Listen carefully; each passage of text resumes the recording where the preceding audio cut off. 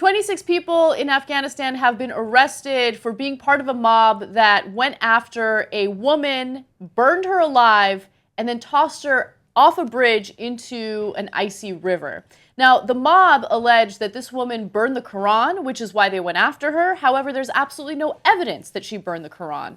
Now, the funeral for this woman has already taken place. We have photos of it, and it looks so heartbreaking. Thankfully, hundreds of people have come together to protest this terrible action by the mob, showing you that this is not, the general mindset in Afghanistan. People thought that this was a hideous, terrible crime. And I'm happy to know that at least 26 people have been arrested for being part of the mob. Now, according to the report, and according to authorities, I should say, in Afghanistan, one says that last night I went through all the documents and evidence once again, but I couldn't find any evidence to say that Farkhunda, that's the name of the woman, burnt the Holy Quran. Now, it's good that this man is coming forward and he's saying there's no evidence, but even if there were evidence that she burned the Quran, the idea of going after someone, burning them alive, and then throwing them off a bridge into the river is ridiculous, to say the least, right? So I kind of get irritated when I see people that are like, no, but there's no way she burned the Quran. Who cares if she burned the Quran or not? It's like saying they burnt the wrong person alive. No, there is no right person to burn alive. Exactly. And again, the lead investigator here, General Mohammed Zahir, says Farkhunda was totally innocent. Now, it's true, and it goes to show you what happens in witch hunts, right? And in lynchings, as we've talked about in the past, which is that they don't really care about the underlying so-called crime. They just want to go get somebody, right? Absolutely. And they want to send a message. In this case, the message they're sending is to women, right? And that's why you saw in the funeral pictures so many women there that are coming out and saying, no, we've had enough of this.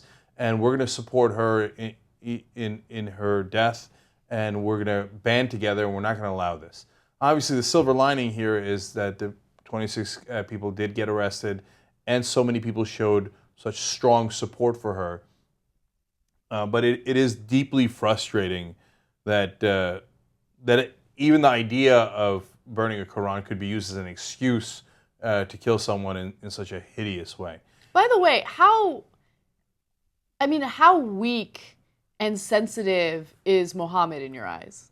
Right? Yeah. Or Allah. Or Allah. Like what? Like how scared are you for him that anyone would have the audacity to criticize him or burn the Quran? Why does he need you? Right? I mean, what? He needs you to pick on a poor woman when there's 26 of you and one of her? Why does Allah need you to do that? It's kind of and he's so touchy too. Look, here's the bottom line. You're worried that you're wrong. Otherwise, you wouldn't have done it, right? So even if we believe your excuse. So, for example, if you burn the origin of species, I don't think like, oh my God, you have insulted the great Charles Darwin, my Messiah, and I'm deeply offended by this, and hence I will murder you. Mm-hmm. I think, okay, whatever, dude. That was really stupid of you. But evolution is still evolution. Gravity is still gravity. 2 + 2 still equals 4. You can burn anything you like. Burning a math book doesn't make 2 + 2 = 5. Yeah. It's still 4, right? And if you have the deep-seated conviction that that is true, based on facts, logic, and knowledge, well, then you're not offended that someone else takes that action. You might think it's counterproductive. You might want to work against it, but you wouldn't want to kill that person. That makes no sense. And also, let's say that you are doing this because you have this deep, passion for your religion. You really want to defend it, right?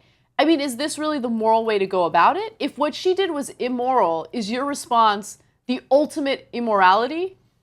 Yeah. To kill someone? So you took my parking spot. I found that to be immoral, so I beheaded you. Yeah, it seems like perhaps your crime was slightly worse than mine, right? But this is the insanity that fundamentalist religion, in this case Islam, brings you.